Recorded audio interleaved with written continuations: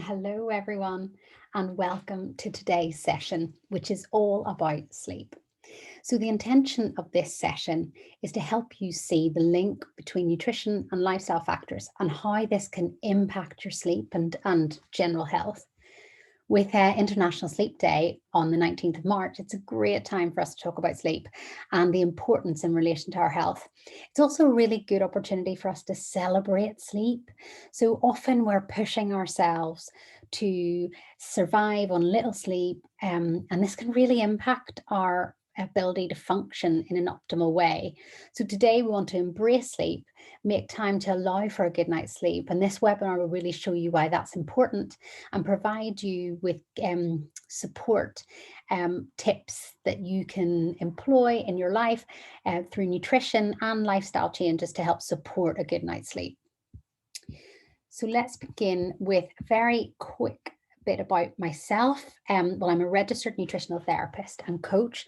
I have introduced myself a couple of times. Some of you may recognize me, but if not, I am a registered nutritional therapist. I split my time between corporate nutrition and also my own private practice as well. So I actually worked 10 years in property before I switched careers and became a nutritionist.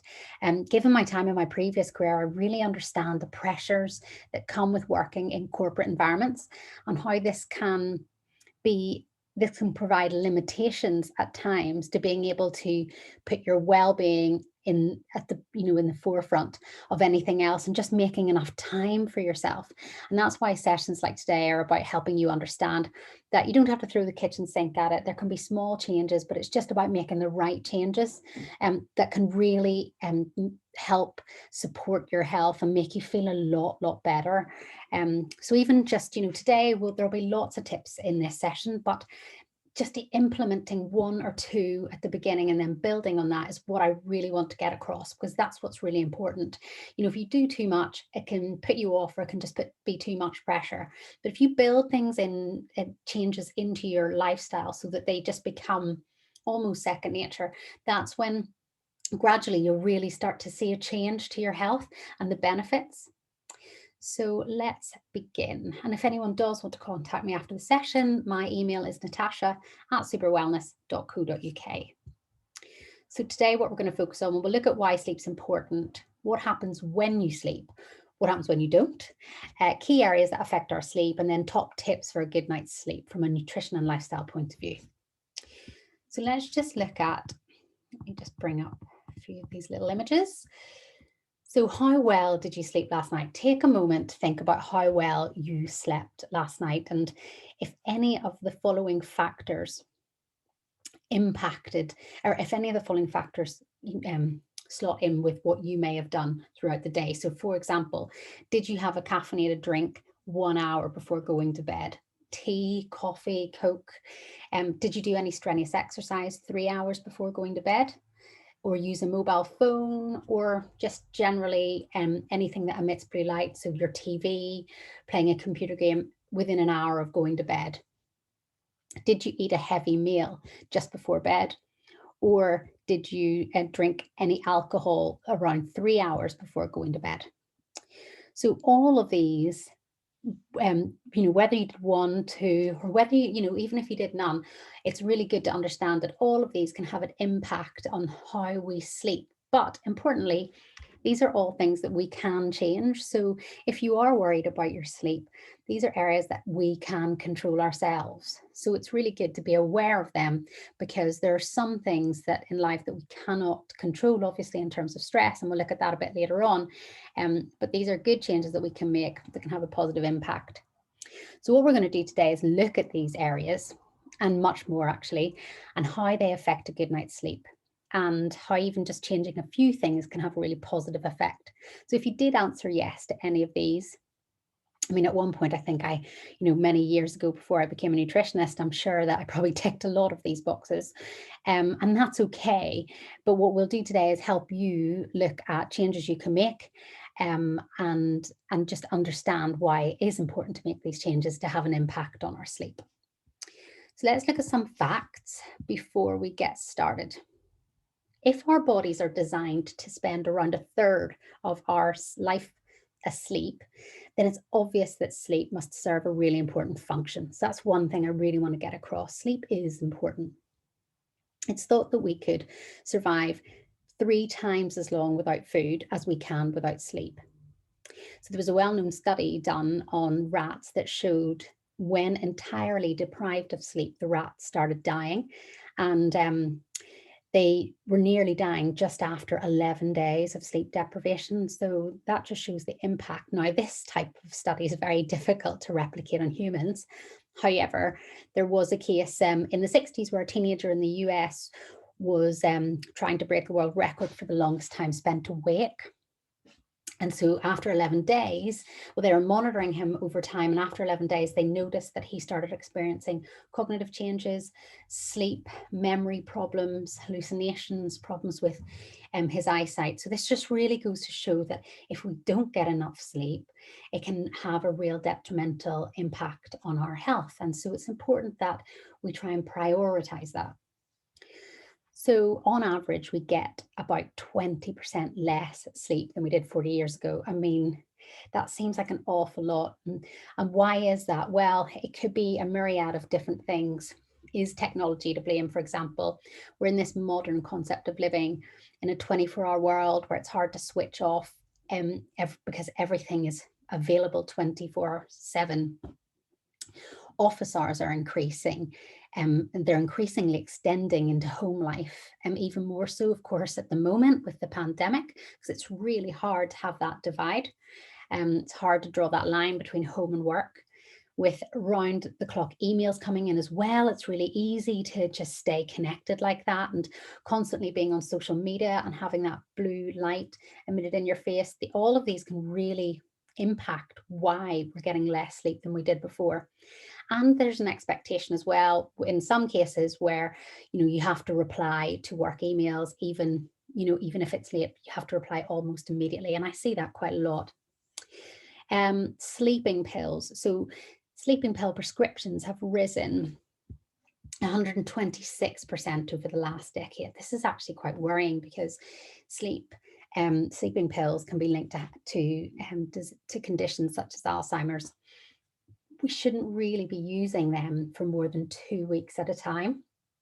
And you'll probably see, if you have been on them, I'm sure your GP has probably told you that, or if you are struggling with sleep and have spoken to your GP, I'm sure there's a reluctance to provide sleeping pills as the first port of call or in a long-term way because of the impact on health. So what it does is it will reduce our slow wave sleep. This is the deepest phase on our non-REM sleep, which is critical to our memory consolidation. And we'll talk a bit more about this in detail. We'll look at the different stages of sleep so that you understand them. So some facts more recently, this idea of the term COVID-somnia. So it's a term coined by neurologists to describe an increase in sleep disturbances linked to the pandemic, basically. So insomnia, hypersomnia, which is the need for more sleep, it's like sleeping too much, and night terrors and misuse of sleep medication. They say this is due to fear and social isolation, but also disillusion of daily schedules as well. So reduced exposure to sunlight and more use of electronic media, as we've just talked about, especially near bedtime. And you may resonate with any one of these. I certainly have to try really hard to step away from my work and have to make a conscious effort to do that. So I just want you to think about a couple of questions. So let's take a moment to think about your personal sleep by asking these questions. So, do you have trouble getting to sleep? Do you have trouble staying asleep? And do you have trouble waking up in the morning? Now, you might not have any of these. You might have one or you might have all three. But what we are seeing is that many people do struggle with some or all of these in some shape or form.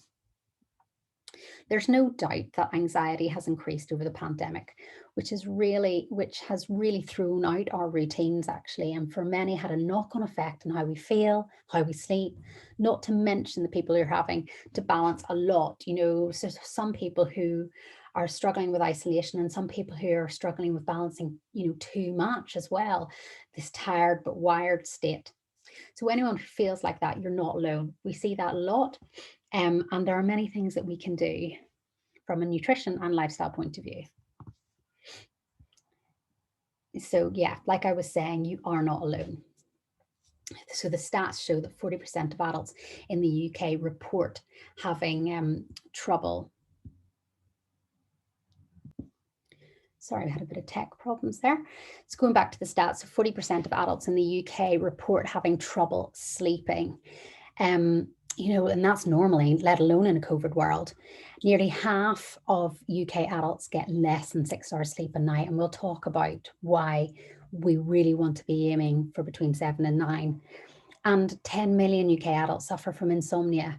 So for those who may not know what insomnia is, it's medically defined as occurring when someone has trouble getting to sleep or staying asleep, even when a person has the chance to do so. And this can be acute insomnia, where it's associated with a stressful time and it eases itself after that. So for example, exams. And it does usually resolve itself when the situation passes. And I'm sure we've all been through periods like that. But chronic insomnia is where it can feel a lot worse and actually have more of an impact on our health. And that is a period of disrupted sleep lasting at least 3 months, and it's much more complex to address. But no matter how your sleep is affected, there are things you can do to switch this on its head and get a better night's sleep. Now, this doesn't happen overnight, it can take time, but there are many things that you can do and we're all individual in what approach works for us as well. So it may be that you try something and it doesn't work and that you might have to try something else, but there are lots of areas that you can look at. So how much sleep do we need?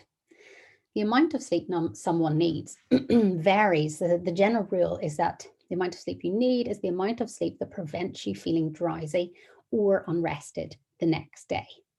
So experts agree most adults need about 7 to 9 hours sleep each day, although the actual amount, as I said, varies, and that can be depending on age, different life stages. So for example, pregnant women often need more sleep.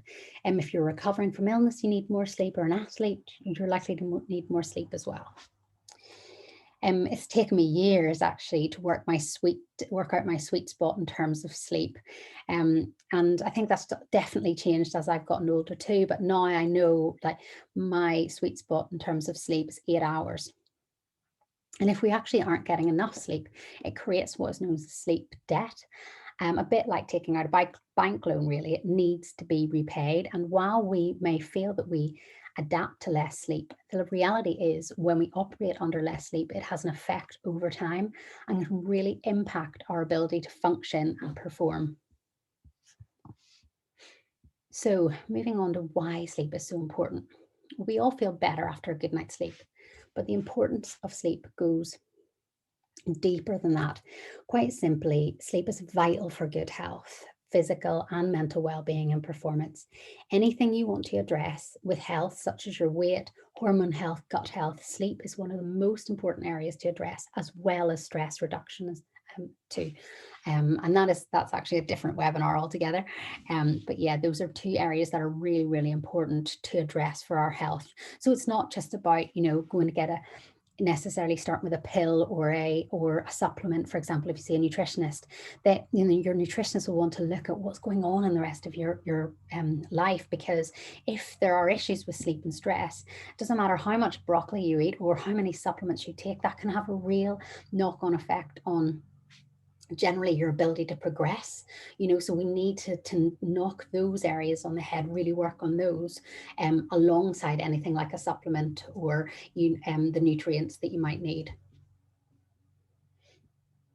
So during sleep, so as I was saying, we all know we feel better after a good night's sleep, but sleep also plays a crucial role in metabolism, memory and learning, mood, health and repair, and importantly, immune system as well. So we're going to come on to that in a second. But during sleep, we become paralyzed and unconscious. From an ancestral viewpoint, this downtime, left us open to attack. So the need for sleep must be really, really important for us to evolve to need to do it. And also, our energy stores at night are replenished and our tissue is regenerated. We go through a repair and healing process throughout the body. We also produce proteins when we sleep as well. And this is really important because we need proteins to be able to do many different things in the body. I mean, every cell in our body needs proteins. Just 1 week of insufficient sleep is thought to affect the up and down regulation of about 700 odd of our genes as well. And we'll see why our genes are really important a bit later on too. But importantly, sorry, I keep saying the word important, but yes, crucially, if we don't have enough sleep, or if we're getting a poor quality amount of sleep, it can really affect our immune system, and this can have a real knock-on effect on our general health, our risk for chronic diseases. So this is really, really important to address. So there was a 2015 paper published in the Journal of Sleep where researchers administered nasal drops containing the rhinovirus. They were given to 164 healthy men and women whose sleep duration and continuity were then assessed. So those sleeping less than 5 hours per night, the study found were 4.5 times more likely to develop a cold following the rhinovirus exposure compared to those who slept 7 hours a night. Those sleeping 5 to 6 hours a night were likewise at significantly increased risk of developing these cold symptoms. And this is just one area of research that backs up general rule of thumb that we really need to be getting more, or at least 7 hours sleep. So not more necessarily, because some people function fine on 7, but at least 7 hours sleep a night. So secondly, let's look at our immune T cells. So sleep helps our immune T cells function. Now, T cells are a type of immune cell that fights against pathogens in our body. So for example, viruses, flus, HIV, herpes, cancer, and coronavirus. These T cells fight against the internal pathogens, and we need sleep for those T cells to work more efficiently. So that's just, a really simple way. If you want to protect your immune system, really simple way of doing it is to make sure that you focus on your sleep. And finally, a little bit about sleep and cytokines. So during sleep, your immune system releases proteins, which are called cytokines. Now, these are communication molecules, which are essential to enable communication throughout the cells in our body. So they're really important for our body to function, some of which help promote sleep. Certain cytokines need to increase when you have an infection or there's inflammation in the body, or when you're under stress. Sleep deprivation may decrease the production of these protective cytokines, and this can have a real knock-on effect on our body's ability to then go on to fight disease. So you see that there's different ways sleep can really impact the immune system if we're not getting enough. So whilst this might be important to know, we now really need to just think about, are we getting enough sleep? Are we getting enough rest? So I think we all know that we have periods where we struggle to sleep. And if we do struggle to sleep, then we can feel quite run down after and more susceptible to colds and flus. And I think that's what we're just sort of trying to reiterate here, is that, not getting enough sleep isn't just about we're feeling tired the next day. It also has a knock-on effect in other parts of the body. This is nothing to worry you, because there's things you can do, and it can be that we just need to take a bit of time to focus on. Sometimes we want to take a bit of time to focus on our fitness, or focus on, getting the right beach body, for example. Some people want to focus on energy, whereas some people, if they know that their sleep is disrupted, should take time to try and rectify that and rebalance their sleep, because it's going to have a really positive impact on our health. So let's look a bit about what happens when we sleep. And you thought that we were resting when we sleep, but actually our bodies, it's quite an active process. Our bodies are really busy while we're asleep. Sleep can be divided into, and many people have probably heard of this, non-rapid eye movement, non-REM, and rapid eye movement, REM sleep. These stages of sleep are cyclical, with both cycles lasting around 90 minutes in total, and they're repeated 3 to 6 times throughout the night. So we pass through several stages of non-REM sleep before moving into REM sleep. Although the exact role of each phase actually is quite unclear, it's thought that having the right balance of these waves is really important. So non-REM sleep lasts for about 75% of the night and has 3 to 4 stages. Stages 3 and 4 are actually almost grouped together because they're very similar. And I'll show you a graphic here because this is quite a good way for you to look at the stages broken down and kind of what happens at that point. Stage 1 is a light and drowsy sleep. So you feel half awake, half asleep, and you can be woken up quite easily at this stage. Your breathing does start to slow and become more even. Your muscle activity decreases and you may even begin to twitch or startle. This is the stage when sometimes you can dream like you're falling or you wake up with a start. I'm sure most people have experienced that because you're retaining like an element of awareness of the outside world. Second stage is it's still a light form of sleep, but you're less aware of the world around you. Your breathing, heart rate continues to slow even further, your temperature drops and your eye movements stop and your brain waves become much slower. This accounts for the largest part of our sleep. Stage 3 and 4 is the slow wave or really deep sleep. This is the most restorative and refreshing and nourishing part of our sleep.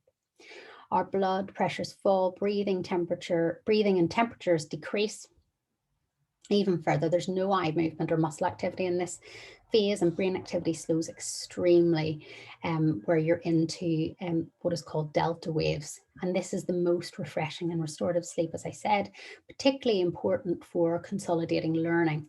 It is also when growth hormones are released, and this is really important for many health aspects as well. If you wake during this phase, you typically feel groggy and tired. It's often difficult to wake someone during this phase, actually. Most of our slow wave sleep happens in the early part of the night. And stage 4 is when sleepwalking can actually occur. And it can also be if you have a child, when a child might have an accident, so wetting the bed, for example. The other 25% is our REM sleep, so rapid eye movement. And this lasts about 25% of the night. It is during REM sleep that memory and learning consolidation really starts to take place. And REM sleep is very active. Your breathing and heart rate increase, your eye movement and your eye movement as well. And you are temporarily paralyzed at this point. So the brain is suddenly much more active as well. And this is the stage during which most dreams occur. The first REM period occurs around 90 minutes after falling asleep and lasts about 5 to 10 minutes. The first sleep cycle contains short REM cycles and long periods of deep sleep, just for those who want to know. As the night progresses, REM increases and deep sleep then decreases. As morning approaches, the cycles become predominantly stages 1 and 2 and REM is relatively shallow sleep at that point. After REM, the whole cycle then starts again. The ideal scenario is that we don't want to have an alarm to wake us up, that our natural body clock wakes us up. And it's taken me quite a long time to get to that point, actually. I don't need to set an alarm anymore, but I did for a very, very long time.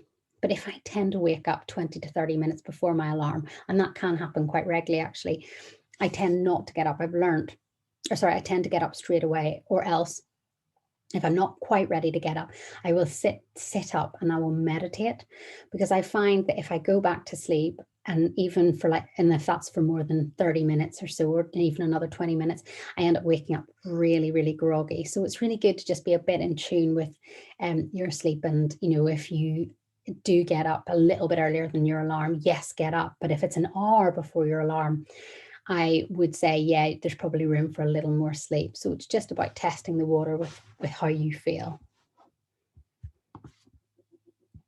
So what happens when we don't sleep? Well, there's an increased risk for obesity, diabetes, stroke, osteoporosis, cancer, and heart disease. So the risk of suffering a stroke increases by 4.5% in those who sleep less than 6 hours, in comparison to those who sleep 7 to 8 hours per night. This isn't scary at all. It's just a good thing to be aware of, that there is an impact of little sleep and this can build up over time. Although the exact cause for increased stroke risk actually is unknown, it's thought to be this lack of sleep and increasing inflammation and elevated blood pressure and heart rate that can really affect our glucose levels. And sleep affects all of those things, which can then lead over time to diseases such as heart disease, possibly stroke.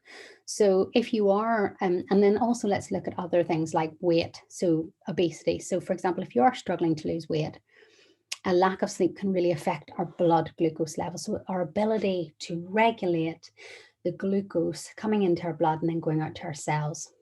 And if there is too much all the time, and if we're not regulating it, it can lead to type 2 diabetes, but from an obesity point of view, it can lead to increased weight gain through increased fat storage.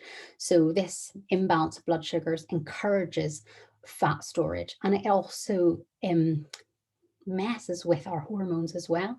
And we have hormones that regulate when we're hungry and regulate when we're full. And if there is an imbalance there, then that can also go on to further attribute to an increased weight gain.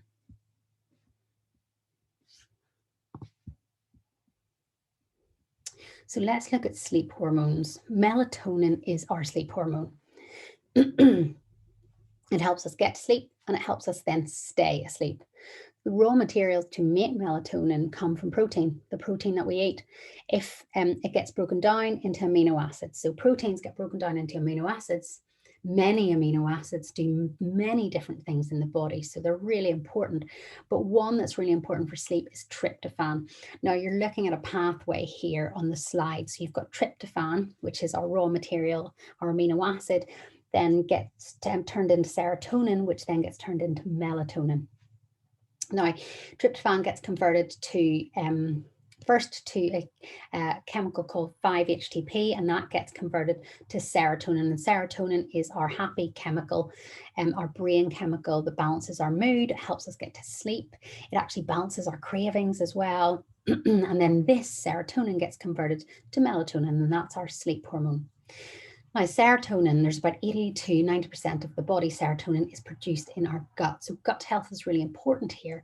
We want to have a strong digestive system because that's where most of our serotonin is going to be produced.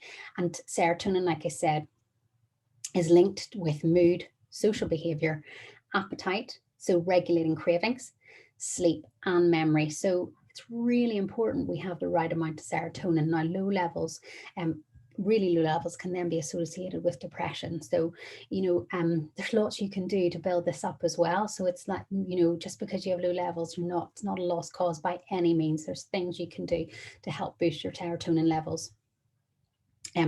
Our sleep is also impacted not only if we're not making enough, but if there's too much as well. Melatonin is a brain chemical secreted by a tiny gland called the pineal gland, and that's mostly at night. So it is synthesized from tryptophan, and tryptophan, as I was saying, is an amino acid and it's found in the proteins we eat. As darkness approaches, serotonin gets converted to melatonin, and that's why it's really important. And then this melatonin induces sleep. So that's why it's really important we have like a dark room, or we use go to bed every night and I make sure I use an eye mask. And if I don't use an eye mask, I really notice I haven't had a good night's sleep the next day. That's one thing for me. I use blackout blinds, and I'm just one of these people that's really sensitive and notices a difference if I don't have enough darkness to my sleep quality. Melatonin also, the production of it also reduces with age. So it is worth knowing that as we get older, we might need to do a little bit more to make sure we are producing enough of it. So there are many key areas that can affect sleep: our body clock, our digestive health, stress resilience, our response to stimulants, and our appetite and blood sugars, which I talked about a little bit there. So your genes also play a major part, a major role in some of the main causes of sleep disturbance, and which is why it's important to address the issues that are personal to you in order to address sleep problems. So research shows things like sleep, stress, what we eat, drink, whether we smoke or not, they all influence our genes and the way our genes are expressed. So we can, and this can have a real knock-on effect on our health. And so we can manipulate this in a really positive way to flip this around by changing what we do in our diet and lifestyle and making those adjustments to help then stop the genes being expressed in a negative way. You know, some clients in the past have sort of said to me, oh, but, you know, I have this genetic predisposition, so that's me. And you know, I'm likely to get this condition. But actually, it's whether we switch our genes on, it's whether they're expressed in a certain way or not. And lifestyle and nutrition can really play a part in that, and in a really positive way if we get it right. And that's not just from a sleep point of view either. It's just from a myriad of different, for a myriad of different health reasons. So body clock, developing a regular bedtime wake up routine helps keep our body clock in sync. Biological body clocks are controlled by what is known as the master clock in the hypothalamus in the brain. There's a group of nerves in the brain which make up this body clock called the suprachiasmatic nucleus, which is just SCN for short. So the SCN regulates melatonin, our sleep hormone. So that's why it's really important that our body clock is in sync. And this SCN is located just above our optic nerve, which is why it's able to respond to light and darkness, and why something like an eye mask can really make a difference. So what factors disrupt our body clock? And that can include irregular bedtime hours, which can really disrupt our sleep-wake cycle. So routine's really key here. If you roughly go into bed 10, 11 o'clock and doing that every night is really important. Having a wind down routine before bed is really important because this all keeps our body clock in sync.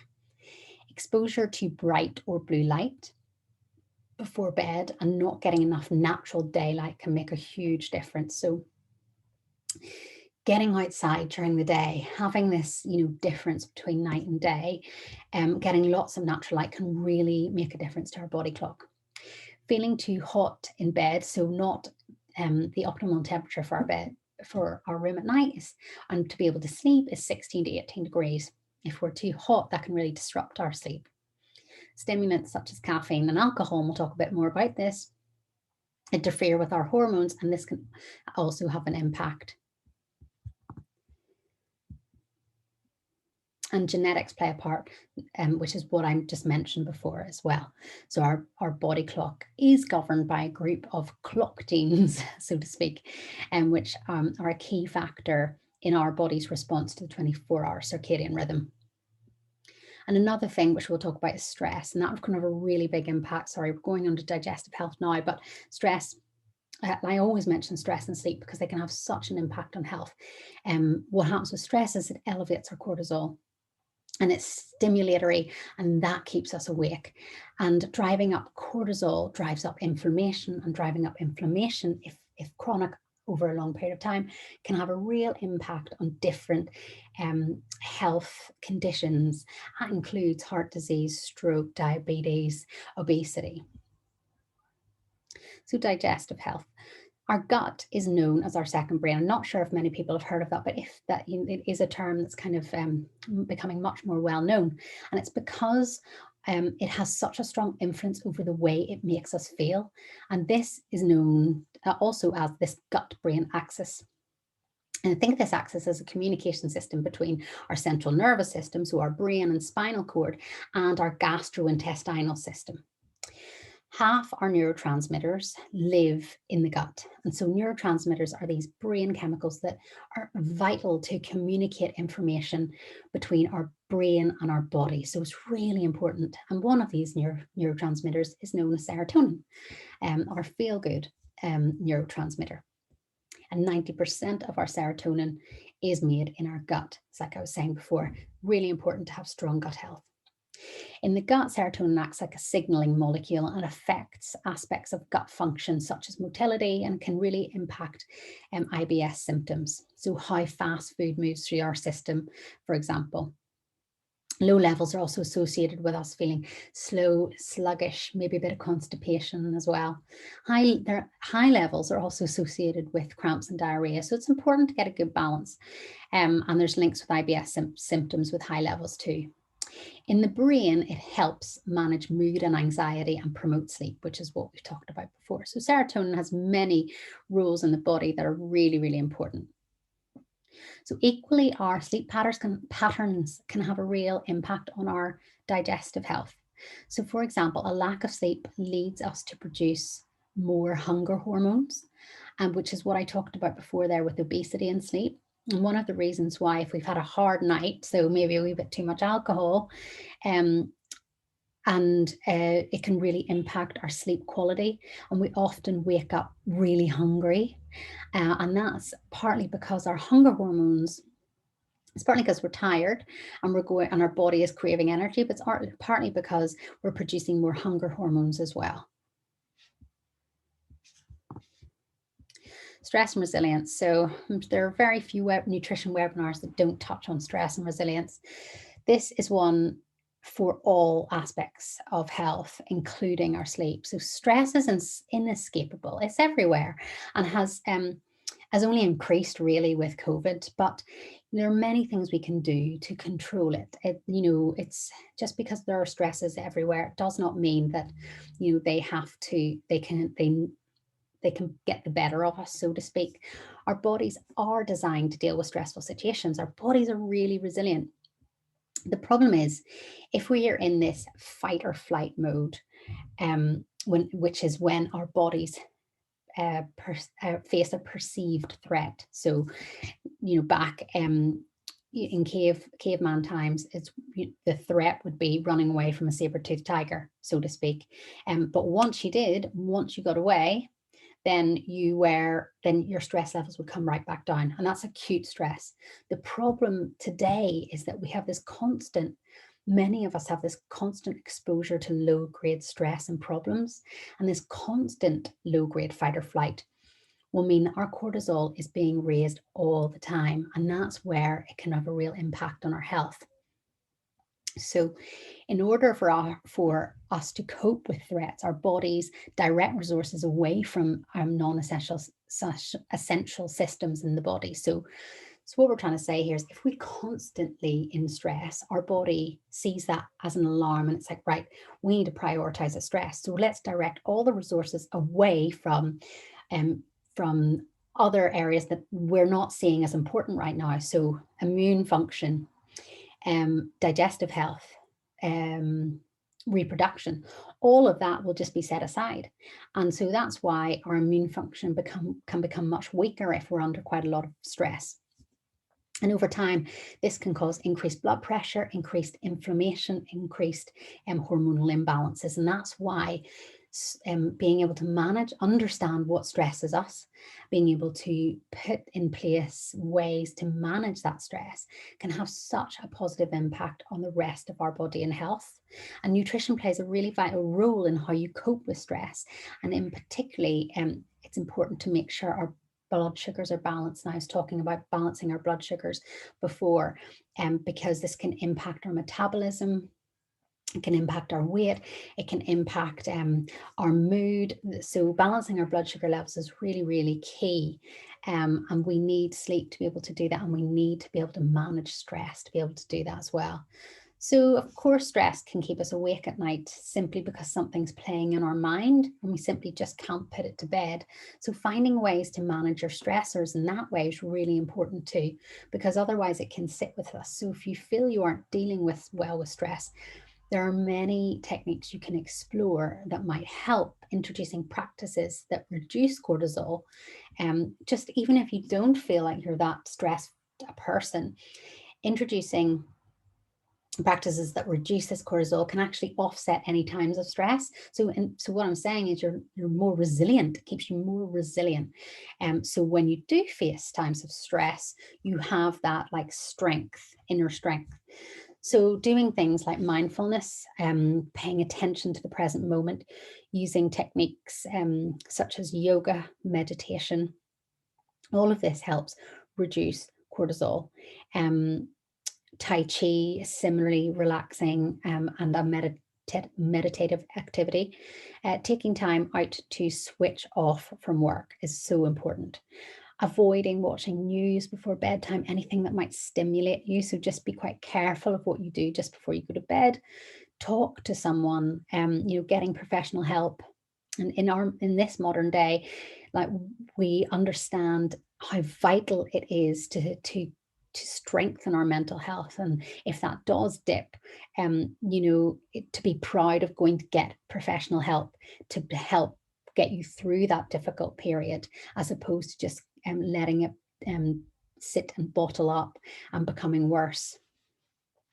So taking control of your stress, really, and, not trying to shy away from it, because we all go through periods of stress and sometimes it's uncontrollable, but there are things we can do to just get us through. And talking is a really important one. And walking in nature is really important, and just doing simple things like I'm not really sure I like this term, but like a brain dump at night. So things that have been playing on your mind, or there are things you need to do tomorrow, just writing them down before you go to bed can be a really therapeutic way of just setting them aside so you can deal with them tomorrow and they don't ruminate in your mind. For me, I actually do a lot of breathing, and that really makes a difference for me. So I do 4/7 breathing, where I take time to really, it's like a meditative breathing. And I do that in the morning, at night. And I also just take time out to have a bath as well, speak with friends, have a laugh. Things like that really do help me manage my stress. So further on with stress, 40 some stats for you here. 47% of Britons say stress or worry keeps them awake normally, and COVID anxiety and stress have made things even worse, which, I mean, I hear all the time, and even I have definitely had periods where I felt like that as well. So stress hormones are produced in our adrenal glands. So our adrenal glands produce these stress hormones. They need some nutrients to work well, to be able to produce the hormones and protect us. So they need magnesium, vitamin C to function properly. So, and this is where we start to look at our nutrients. We need to make sure we're getting enough, so that if we are going through a stressful period, we aren't utilizing our magnesium and our vitamin C, because if we deplete these vitamins and minerals, it can have a real knock-on effect on our health. So this is where a plant-rich diet is really important. So a diet with loads of fresh, whole vegetables and some fruits, maximum color on your plate, can really make a difference. And doing this over time can just make such a difference, not just to help you become more resilient with stress, but also really helps with a myriad of other things, because we need these nutrients and minerals to make processes happen in the body. But a diet high in sugar is a real problem. So as blood sugars fall, our cortisol rises. So if you're the type of person that might start the day with a bowl of white cereal, like a bowl of cereal or a piece of toast, that's going to bring sugar into the body really quickly. And sugar hits the blood. The body sees sugar as a stress in itself. And so the body then says, right, I need to do something about this. So insulin will come along and it'll store that sugar as fat. But if you, and what it will do is it'll think, oh, they'll use it later, so that's fine, I'll store it as fat and they can use it. But what happens is you then have a chocolate bar, or you have a bowl of white pasta. All of these are refined foods that are high, the sugar is really easily released from the food into the blood. So these are processed foods. And if this happens, your blood sugars go up and down, and you feel small bursts of energy, but then big drops of tiredness. And this can happen throughout the day and have a real knock-on effect on our energy, our brain fog, our ability to sleep, our mood. So eating a diet high in sugar and refined carbohydrates really results in these blood sugar crashes, and can lead to type 2 diabetes later down the line, things like that, and affect our health. Constant bursts of this cortisol is really not great for our body, and it's pushing this constant state of stress. So this is just an example that stress doesn't just come from lifestyle, it can also come from having a diet that's high in sugar, for example, or it's high, or an inflammatory diet, so high in processed trans fats as well. So just reduce sugar and trans fats as a really good rule of thumb, not just for sleep and stress, but for many other health aspects. So your stimulant response. Stimulants such as caffeine and alcohol can impact our sleep. In addition to tea and coffee, caffeine can also be found in some diet pills, energy drinks, some decongestants too. It's important to know here that caffeine has a half-life. So this means that if we have a coffee at midday, 12 hours later, only half our coffee will be out of our system for some people. So, and some people can metabolize coffee better than others, but generally it can take, 10 to 12 hours for coffee to leave our body. So that's really important that we're aware of that. And if we are going to have coffee, just don't have it too late in the day. And nicotine's another stimulant. So heavy smokers often sleep lightly and have reduced REM sleep. So really heavy smokers can wake regularly throughout the night due to this like nicotine withdrawal as well. A bit more on caffeine. Certain genes determine how effectively we metabolize our caffeine, and some people are better at it than others. This genetic individuality helps explain why some of us do cope better with caffeine, and then some of us really don't and find it really stimulates our nervous system. But it can stimulate us and it can increase our heart rate. It does for me. So I love coffee, and I'll only have one a day, and I'll have it at around 11.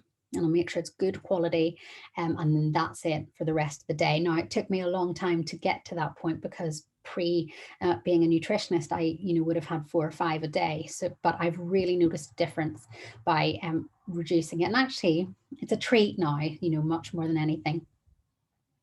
Too much can raise our stress hormones, as we've said, and it can block the action of certain hormones that can really affect our sleep. And so it's really important to be aware of that. And one of those is called adenosine. And our adenosine should naturally, it induces sleep. So it should naturally decrease towards the end of the day. But if we're having coffee, that stops it from doing that. And so it's really important that we're aware of that. The myth of alcohol. People really, people hate any advice, well, my clients, and when it comes to coffee or alcohol, because they, that tends to be their treats. But I'm not saying here that we have to stop all alcohol and stop all coffee. It's just about understanding the impact, and it's about reducing it so that your body can manage what's in and deal with the stimulant that's in there. So contrary to common belief, alcohol does not help us sleep better. While it may help us get off to sleep quite quickly, it prevents us going into these restorative sleep cycles. So while alcohol initially increases your blood sugar levels, it also stops the liver from releasing glucose into the cells. And this generally happens at night. And this creates a drop in blood sugars, actually. And this then tends to create broken sleep, because if our blood sugars drop too low, it boosts our cortisol and that wakes us up again. And so this can really cause periods of broken sleep. Alcohol also suppresses our serotonin, which is, as I said before, our feel-good hormone, but it's also the precursor that then leads to us being able to create melatonin, which is our sleep hormone. So there's a kind of a double whammy there. Appetite and blood sugar. So our blood sugar levels are regulated differently at different times throughout the day to ensure our body keeps running smoothly whilst we're awake and whilst we're asleep. Highs and lows, like I was saying, with lots of sugary foods, refined carbohydrates coming in the body, can really disrupt our blood sugar levels. And they disrupt our hormones and upset our metabolism, making us prone to stored fat, weight gain, low energy, cravings, poor concentration. So blood sugar crashes in the night. So blood sugar balancing throughout the day is not just really important, but if we have dysregulated blood sugars, it can then cause crashes at night, and this can wake us up and prevent us from getting back to sleep. So it's really important that we keep this balance throughout the day. So, and this can cause imbalances. Protein's really important here. It's almost like a weapon for sleep to slow down how fast the sugars enter the bloodstream.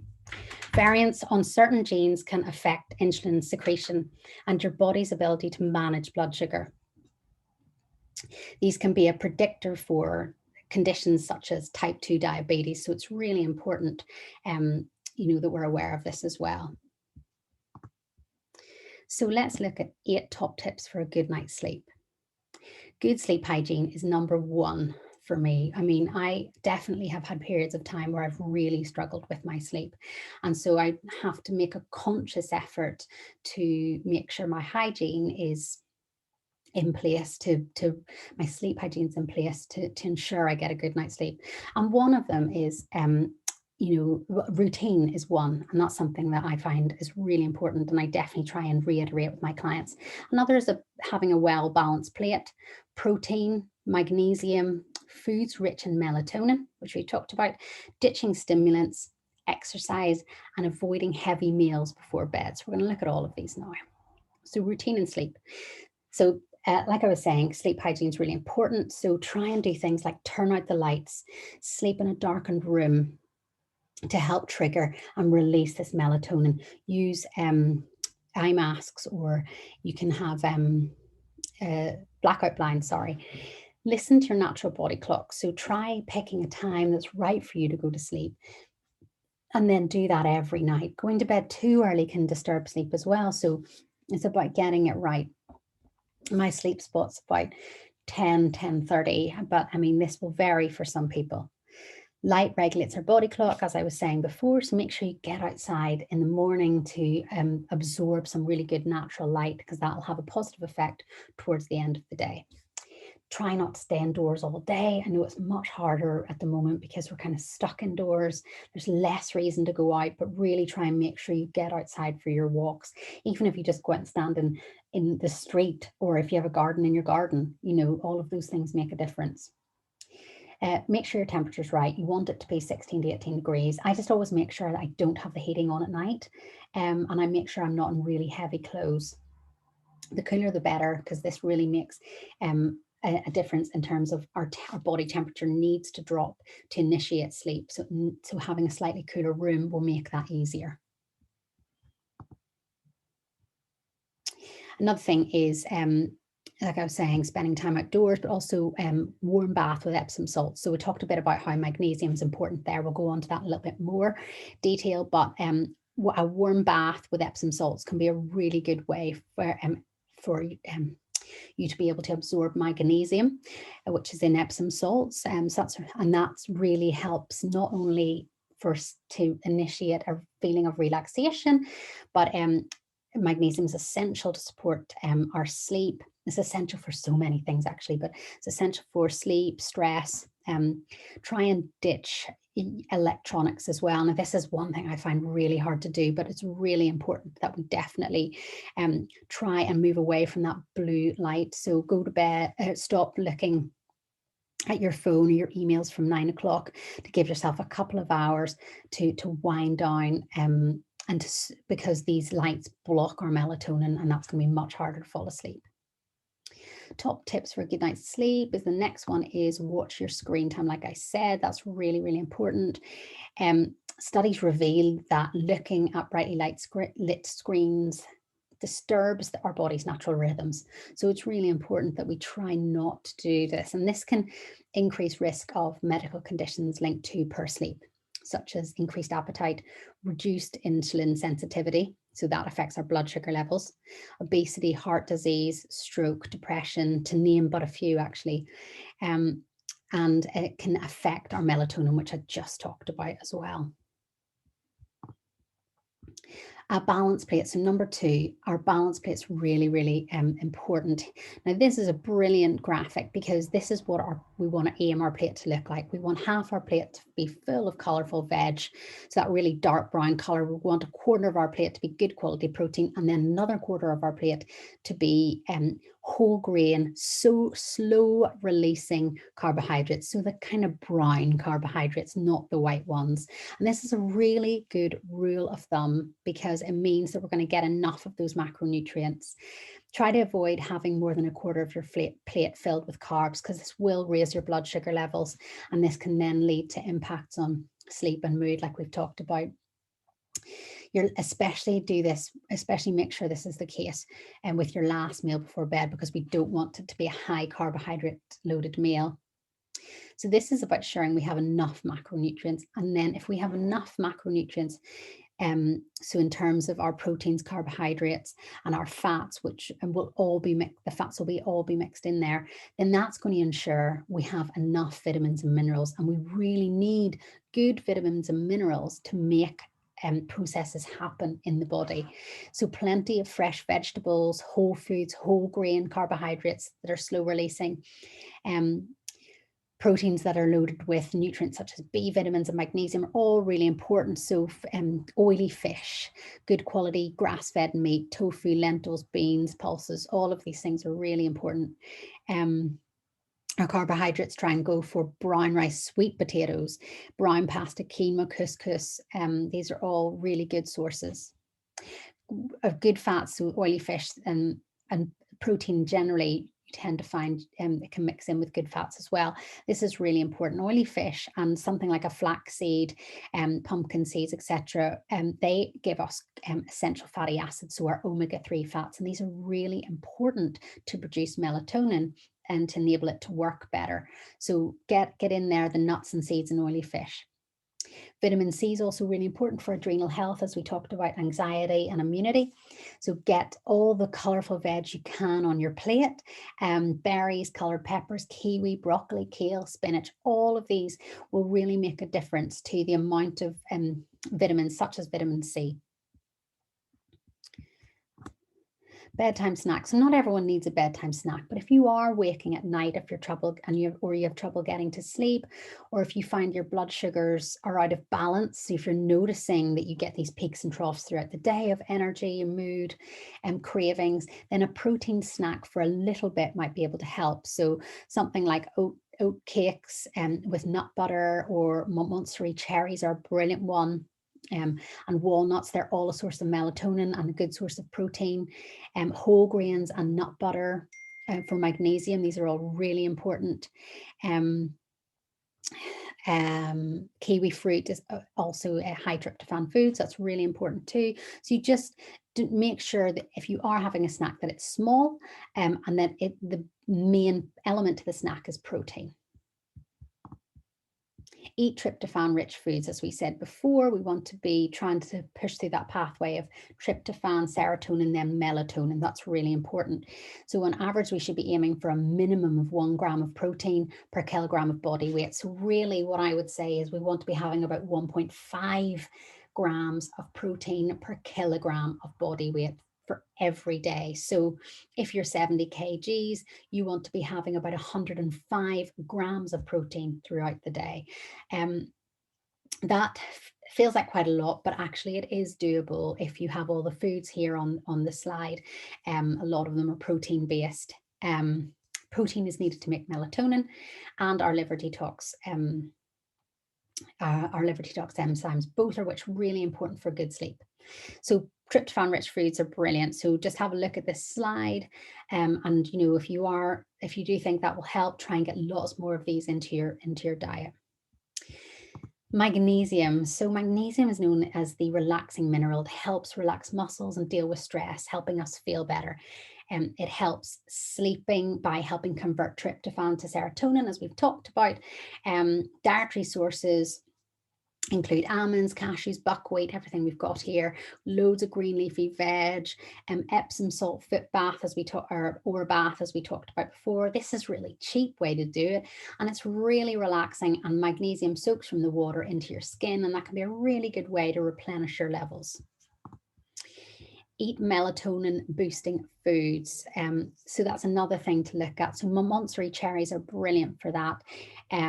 They're a great source of vitamin A and vitamin C, and research suggests that can really improve our sleep duration. And actually, a really good brand that we often use in clinic is this one. It's Cherry Active, if you can read it, and that's really good for sleep.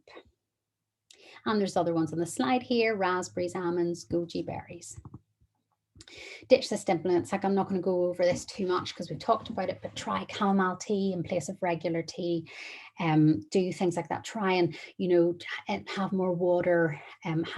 Instead of starting the day with a coffee, or if you have a tea towards the end of the night, just swap that up, maybe warm water, and have maybe a herbal tea and nighttime tea with it. Puck is a lovely brand to use.